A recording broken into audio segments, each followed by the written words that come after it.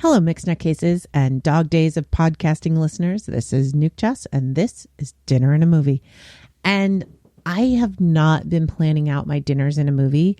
I've just been winging it. I'm not even keeping track of it, which is really not helpful because I'm probably going to repeat something next year because I'm not keeping track of it. But it doesn't matter. I'm not doing it.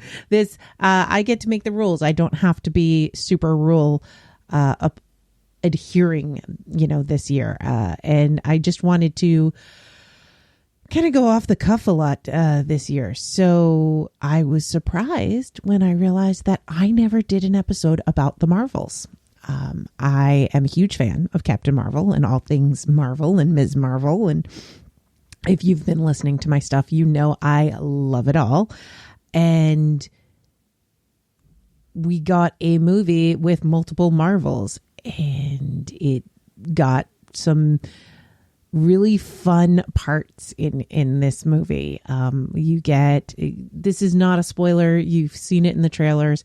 You've got Captain Marvel, Carol Danvers, and you've got Ms. Marvel, Kamala Khan, and you've got Monica Rambeau. Maria Rambeau? Monica. Monica's the kid. Maria's the mom, right? You've got Monica Rambeau, who is in the comics another Marvel, and it was just fun. There were some silly things. There was definitely a lot of, if you would stop having emotion, being super emotional and like sit down and have a conversation and talk things out, some of these problems could have been avoided. But that's what you get with movies. And there were some really silly things, which are fine. I like silly, especially in comic books. And I dug Nick Fury in this. I mean, again, I'm not spoiling anything that wasn't in the trailer. He's all cranky old man Nick Fury, and I love it. And there's just such joy. I think if Kamala Khan was not part of the story, it'd be such a trudge. There'd be so much drama that it just wouldn't be as much fun.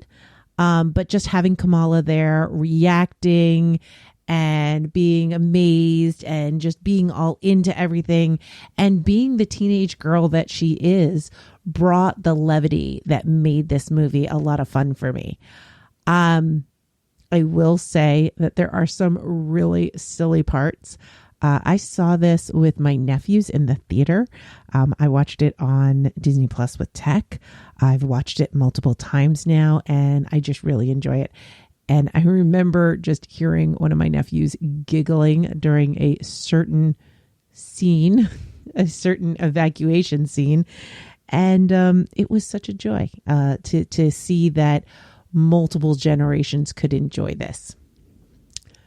That said, no spoilers, but the after credit scene made me super duper happy. Okay. I was very happy with certain ideas. Maybe they're just teasing us again, but maybe they're not.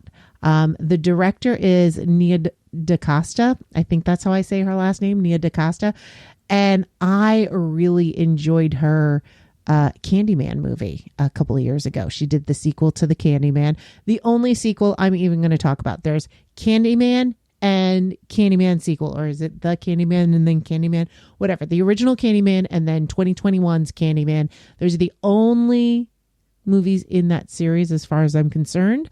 I absolutely love what she did with that. And so I was excited that she was going to be doing the Marvels. And I think that she really brought it and brought a good eye and a good energy to it.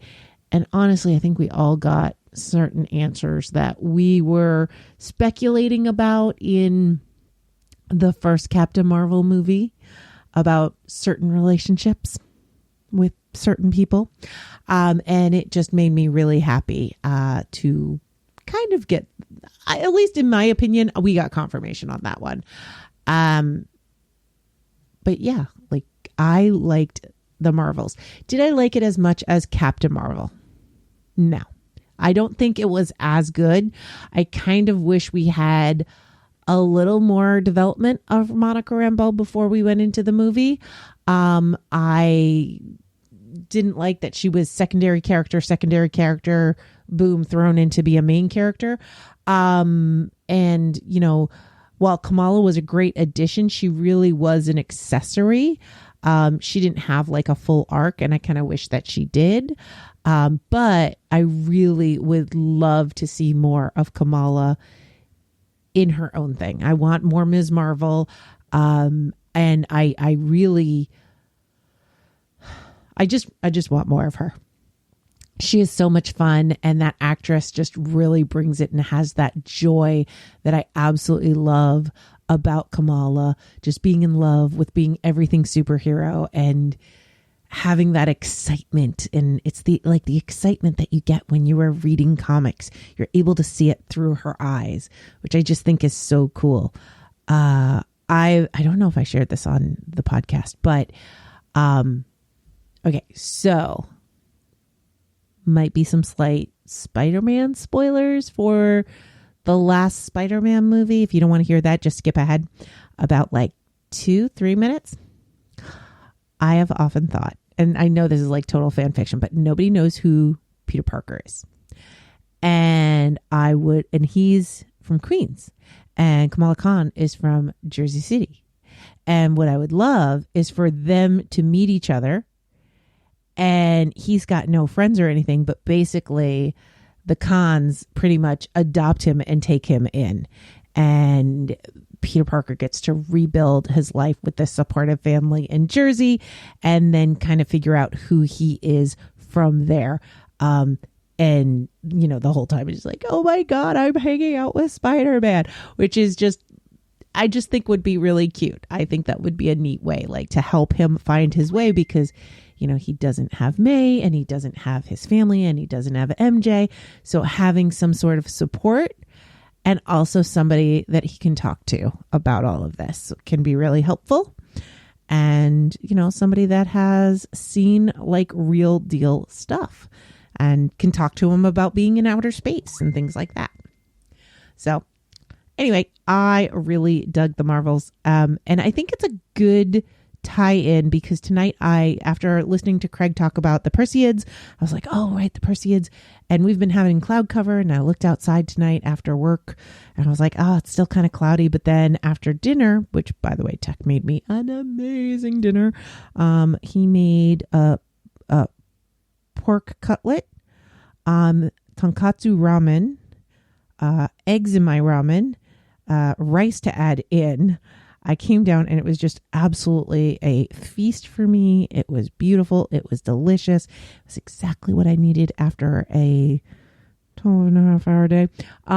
But oh my gosh, it was so good. So I guess that's what I'm going to pair it with, although it really should be something a little more on theme, but whatever. But what I'm really pairing it with is that by the time we finished eating, and I went outside, and I was like, oh, actually there was a helicopter that went overhead. Distracted me. I went outside, looked outside. I'm like, helicopter at night, no spotlight. That's somebody doing something. And then I looked up and said, hey, the clouds are gone. So we decided to go for a walk to see if we could see some of the Perseids. And we just started walking down our street away from quote unquote town, you know, the one main street we've got, and walked towards the farms. And as soon as we were away from any lights, which, by the way, like, I can go in my backyard and not have light pollution, but as soon as we were away from any of the street lights, I mean, we could see the Milky Way, we could see everything. I could see all the stars. It was absolutely gorgeous. I could actually see some of them twinkling. It looked like they were going between red and white, and it was just really cool. But I saw no Perseids. So even though it was absolutely clear I wasn't seeing them, I'm wondering if they're just not as visible this year. I've seen them some years. It's just like you can go out and you just see a whole bunch of them. And then sometimes you be out there for hours and you don't see a single one. And I wonder if that's just what's going on, or maybe just my area. I'm just not seeing it. But it was a beautiful night for stargazing, and I was able to identify a couple of the constellations. But really, I'm just always in amazement of the stars and what I can see. Having grown up in New York, I could not see this many stars just going out to my yard.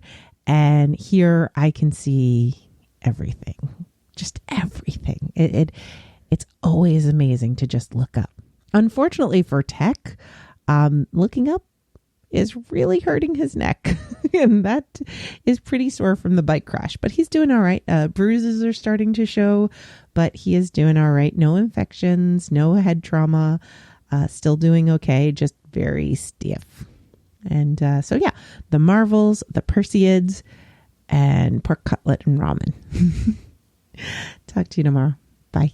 Nutty Bites is produced by Nimlas Studios under a Creative Commons Attribution No Commercial Non-Derivatives 3.0 International License. That means you can't change it without my permission. You can share it and send it to your friends. Just link back to me, my site, and everything. We live at nimlas.org, which has links to everything social media, including facebook.com/group/nuttybites and patreon.com/nukejoss, or call 347-NUTTY42.